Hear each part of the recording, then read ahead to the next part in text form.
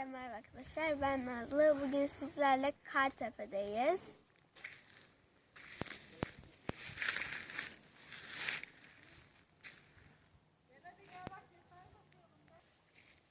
Evet arkadaşlar, burada 3 tane köpek var.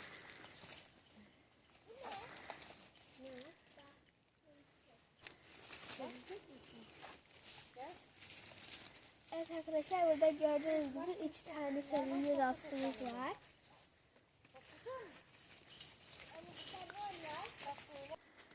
Evet arkadaşlar, şimdi sizlerle kestane toplayacağız.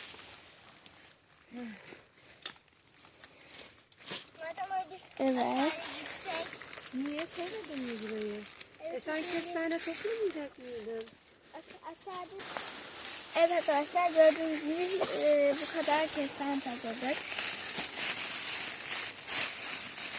Evet, şimdi bunları da alalım.